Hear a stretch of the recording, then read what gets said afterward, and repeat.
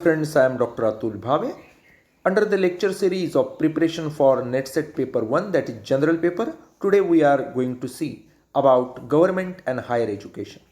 Friends, being a citizen of independent India, we should know about government, and definitely we are giving exams for NetSet, that is for becoming assistant professor or for junior research fellow. So we are very much related with higher education. So we have to know about higher education. In today's lecture we are going to discuss about government and higher education. First of all, I like to discuss about institution and bodies in India which are related with government or which are statutory bodies or institutions. First of all, I like to discuss Rajya Sabha. Rajya Sabha is known as upper house. It is a permanent body. Maximum 250 members are there in Rajya Sabha. These members are indirectly elected from Sansad as well as different Vidhan Sabhas of different states. Tenure of the member of Rajya Sabha is 6 years. Then another thing is that President nominates 12 members on Rajya Sabha on basis of excellence in specific fields, say sports, acting, science, technology, etc. etc. These things are very important about Rajya Sabha and question may appear MCQ type in your NET or SET examination. Secondly, I like to discuss about Lok Sabha. Lok Sabha is lower house. Now you have seen Rajya Sabha is a permanent body. Never we dissolve this Rajya Sabha. But Lok Sabha is a lower house and it can be dissolved any time. It is non-permanent. Maximum to 550 members are there in this Lok Sabha. 550 is the maximum limit nowadays. Then these members are directly elected by people. 5 years tenure is there for those Khasdar Lok Sabha members. From Uttar Pradesh, maximum 80 seats are there of Lok Sabha, 80 members are elected for Lok Sabha. Mizoram, Nagaland, only one member, one seat is there. Delhi, that is Union Territory, 7 seats, 7 members are there from each state on basis of population, on basis of geographical area, on basis of districts or certain arrangements. Number of seats of Lok Sabha is decided. Now, very important third thing which I like to discuss is President of India. President of India is the first citizen of India. President is head of the state. President signs annual budget of the country prepared by government. Then certain appointments are made by president like Prime Minister of India, Chief Justice of India, Vice Chancellor of Central Universities, Chief Election Officer, all those are appointed by President of India. Another thing is that the first president of independent India was Dr. Rajendra Prasad, that you have to keep in mind, and our today's president is Ramnath Kovind. These things you have to keep in mind. Then let us discuss about Prime Minister. When we say Prime Minister is head of government. As you have seen earlier, President is head of state and Prime Minister is head of government.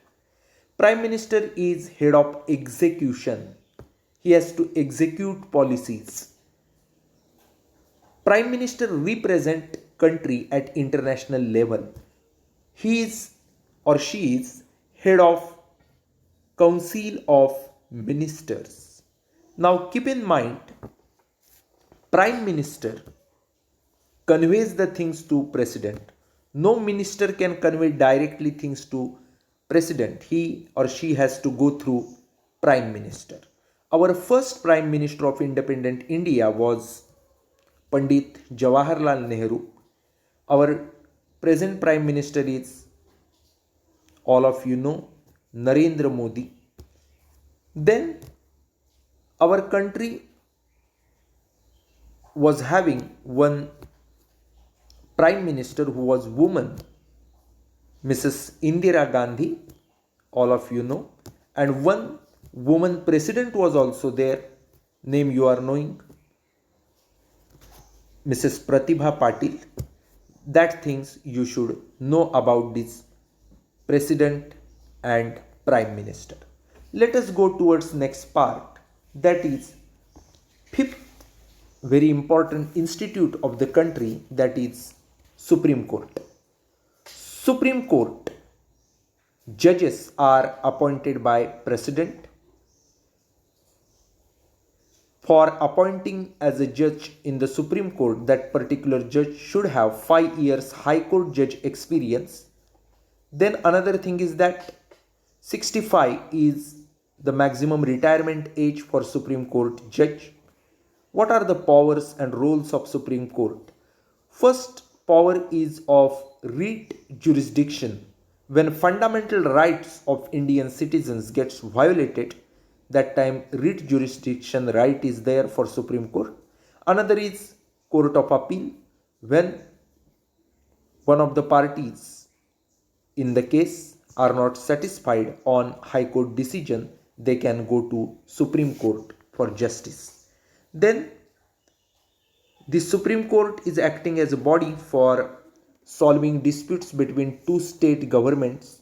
All of you are knowing Belgaum issue, that boundary issue between Maharashtra and Karnataka government, that is all in Supreme Court. That is a good example.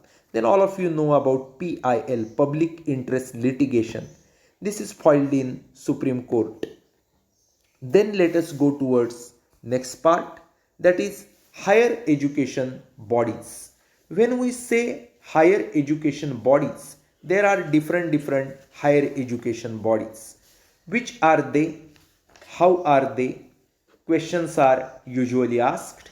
First higher education body which I like to discuss with you is UGC. Now friends, what is UGC? UGC is nothing but University Grant Commission. In 1956, UGC was formed. It is statutory body. Motto of UGC is Gyan Vigyan Vimuktaye. Gyan Vigyan Vimuktaye. It provides recognition to universities. 7 regional offices of UGC are there in different regions of India. Head office of UGC is in New Delhi. That things about UGC we have to keep in mind. Then there is NAC. What is mean by NAC? National Assessment and Accreditation Council. That is known as NAC. This NAC head office is in Bangalore. For increasing quality, for checking quality, for giving grades to higher education institute, maybe universities, colleges, this NAC is formed.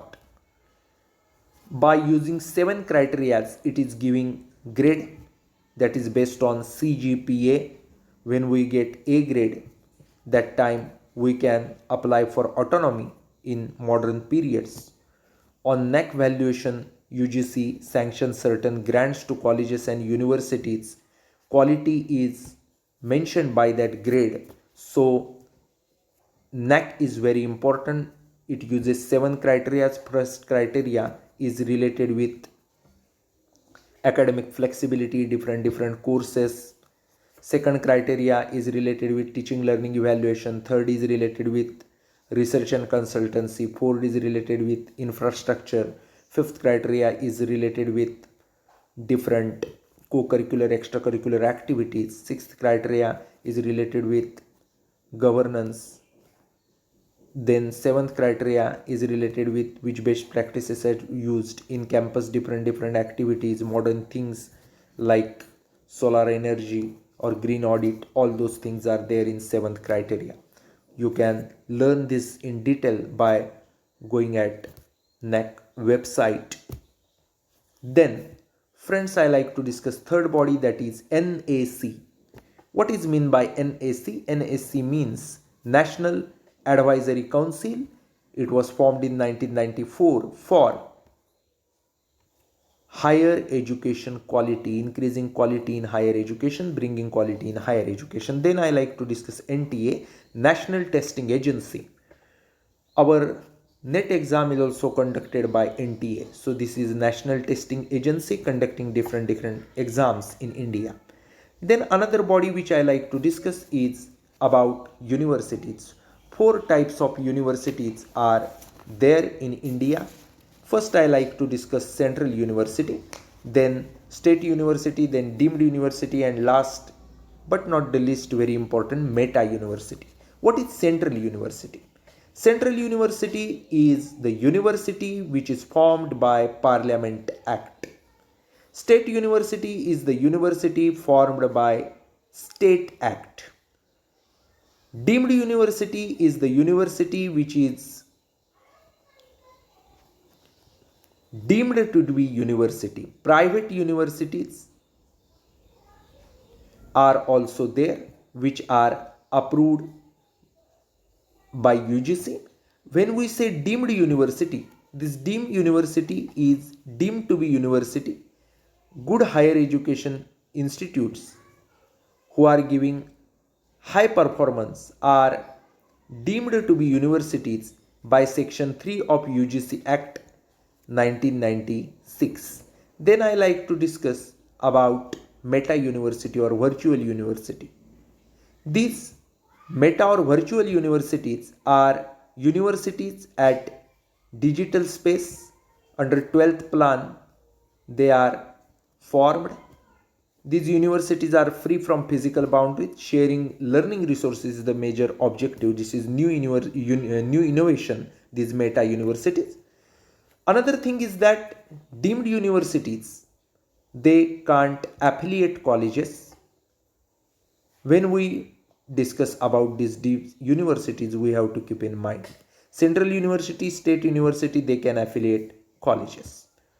These are the important things about universities. Let us discuss next UPSC, Union Public Service Commission, that is conducted different exams of UPSC, that is related with different civil services, other services at India level. MPSC is there at Maharashtra level, like that every state is having bodies. Then I like to discuss AICTE. What is mean by AICTE? All India Council of Technical Education, which was formed in 1945. Then I like to discuss about CISR. This CISR is Council of Scientific and Industrial Research, formed in 1942. It is related with scientific and industrial research. Then ICAR is there, Indian Council of Agricultural Research, apex body in agricultural research. Then let us go towards next part. The next part is about IIT. IIT means what? Indian Institute of Technology. For technological development, innovation, education, these IITs are there. Then IIM is there, Indian Institute of Management, high level management education is given in these IIMs. Then IIIT is there, Indian Institute of Information Technology. This IIIT recently formed to satisfy manpower requirements, skilled manpower requirements of IT sector. Then NITTT is there, National Institute of Technical Teachers Training and Research. In the technical education field, learned, skilled, trained resources, teachers were not made available. In order to make them available, these NITTs have been formed for research and training. Then there is NIRF. What is mean by NIRF? National Institutional Ranking Framework. 5 parameters are used for ranking: teaching learning 30% weightage, research and professional practices 30% weightage, graduation outcome 20% weightage, outreach and inclusivity 10% weightage, perception 10% weightage. Now categories, different categories are there in which is the best institute in India level, top 100, and which is the best, that is calculated, counted, shown. Overall category is there, universities category is there, colleges category, engineering category, management category, pharmaceuticals category, architectures category, medical category is there. So overall category contains all these categories. Which is the best institute in each category in last 1 year, 2 year in recent rankings, that you have to see by going for that NIRF website and mention in comment box so that I can understand that you are studying hard on that objective type question may appear in your exam. Then there is AISAG, ASH. What is mean by ASH? All India Survey of Higher Education is known as ASH. It is initiated by MHRD, Ministry of Human Resource Development, in 2010 and 11. Data capture format is there. In that, data is collected. Data should be filled by all institutes before 31st September every year. Nowadays, teachers information section is included in that ASH data. The reason or the initiative behind this ASH is to build database and access the correct picture of higher education in India, our country. Let us go towards last institute which I want to discuss is BVOC, Bachelor of Vocational Studies for Skill Development in the country. This BVOC has been initiated in our country. Before going for next part, I like to discuss about problems in higher education. Higher education in the country is very important for all aspect, all round development of country, but there are certain problems in higher education. First is lack of quality. Indian higher education institutes lack quality. That is the basic problem. Then there is lack of basic knowledge. Students are getting degrees, but basic knowledge which is required for day-to-day life, which is required for working in the service sector, industrial sector, agricultural sector, that they are not getting. That is lack of basic knowledge, fundamental knowledge is the problem. Then there is lack of hands-on experience. Technical education degrees students are getting, practicals are not taken on large part. Practical courses are also taught theoretically, so hands-on experience, hands-on training is lacking, and that is the major hurdle in getting jobs to the degree holders. Then there is gap in access to resources. Different resources are available, maybe online, maybe offline, but access is limited. Students are not getting those resources. Then there is lack of qualified teachers. What is happening? Those who are very much good qualified, talented, they are going in other sectors, other countries. You are knowing about brain drain. So qualified teachers, talented teachers for teaching students in higher education are not available on large scale. That is the basic problem. Then there is inadequate infrastructure. Infrastructure is very much required, but proper infrastructure is not available for higher education institutes. That is the basic problem. These are the major problems in higher education. I discussed in nutshell on that objective type question may appear in your exam. Then another thing on which objective question is asked in your set or net is key issues faced in spread of higher education. Which are they? On that question is there. Access, equity, quality, excellence, relevance, value-based education. These are key issues faced in spread of higher education. One of them will be there, other three options will be there, and which is the key issue you have to search from these: access, equity, quality and excellence, relevance, value-based education. That is all about problems and key issues. let us go towards next part, that is related with ancient Indian higher education. When we say about ancient Indian higher education, I like to discuss about Vedas in ancient time. All of you know four Vedas. On that question may come Rigved, Yajurved, Atharvaved and Samaved. Then higher education institutes in ancient period, when we discuss Takshashila, all of us are knowing this was first university in India. Admissions were on basis of decision of teachers taking exam of student and decide whether to get admitted that student or not.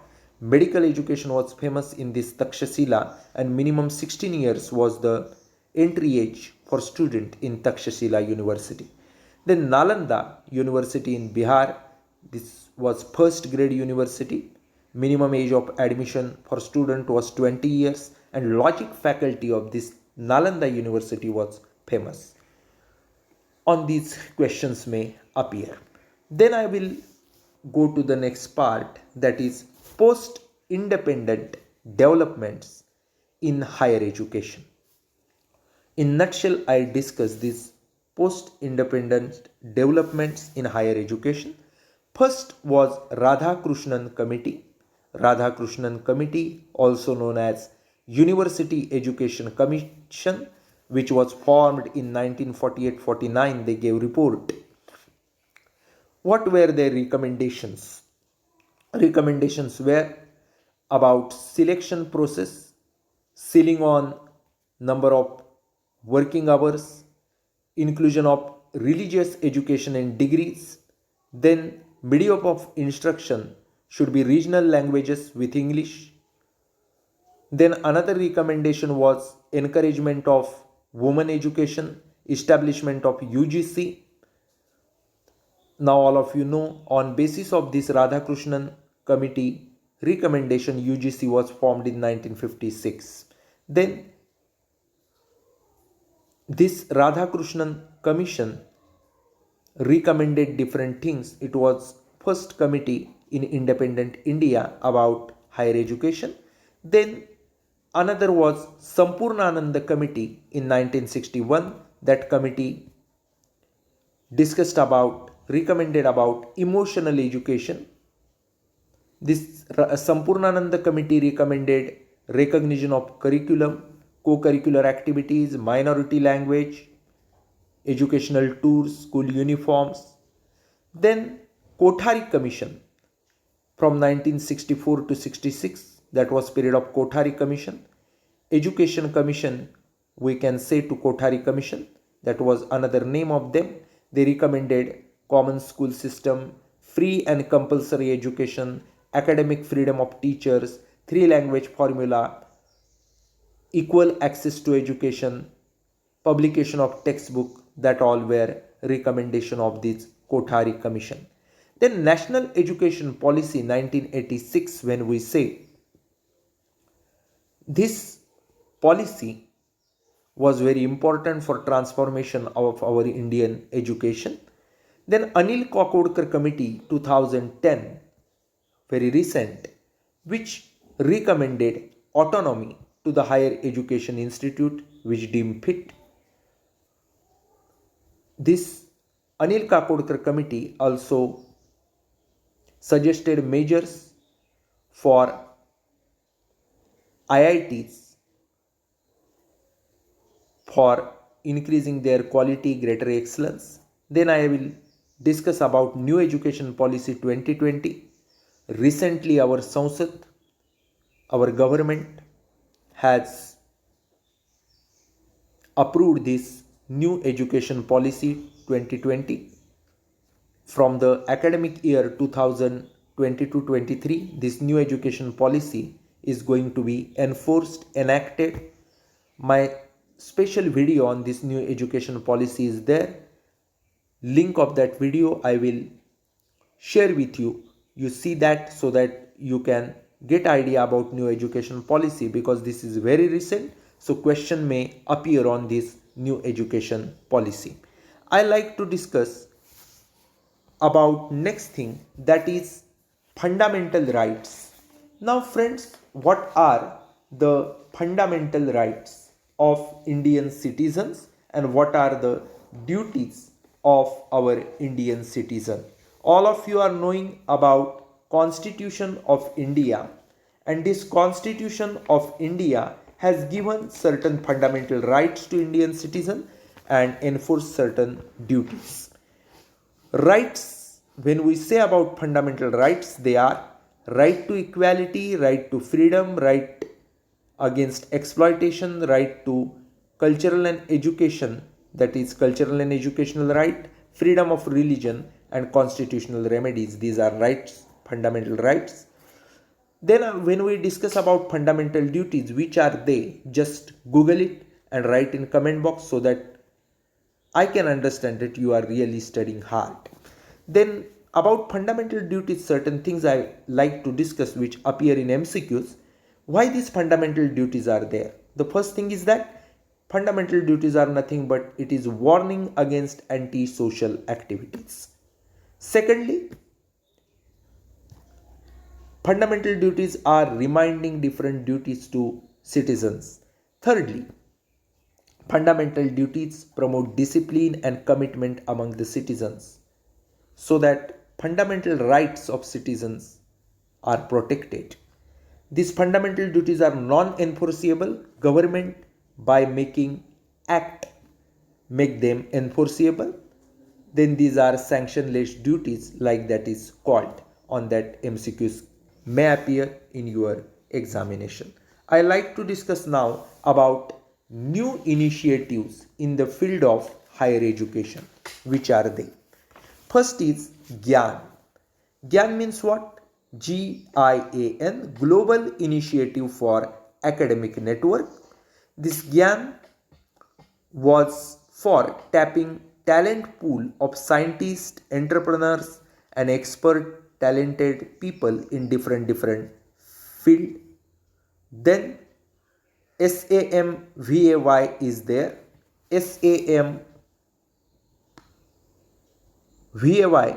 is nothing but skill assessment metric for vocational advancement of youth, and this is nothing but for vertical and lateral mobility between vocational and current traditional education system. Then there is National E-Library, National Digital Library of India. This is for digital knowledge resources augmentation, providing different digital knowledge resources. All of you are knowing about Shodh Ganga. What is Shodh Ganga? All theses of PhD holders in India are there on Shodh Ganga. You can see that, access that. Then there is Kaushal Kendras. These Kaushal Kendras are formed. Deen Dayal Upadhyay centers are usually formed at different places under this Kaushal Kendra scheme. Why? For knowledge acquisition, knowledge upgradation of, for developing skilled human abilities, skilled human livelihood, for developing skills. These Kaushal Kendras are there. Deen Dayal Upadhyay centers you have to keep in mind. Then Unnat Bharat Abhiyan is there. IIT, NIT schools, they are adopting villages for sustainable development using rural technology. That is what is Unnat Bharat Abhiyan. Then there is Sakshar Bharat. This Sakshar Bharat is for adult literacy. Then Pragati scheme is there. What is Pragati? It is the scheme of scholarship for girl child for taking technical education. Support and encouragement should be given to girl child to take technical education so that they can get jobs, they can start their own businesses, they get employed. That is Pragati scheme is there. Friends, we discussed different things about government and higher education in this lecture.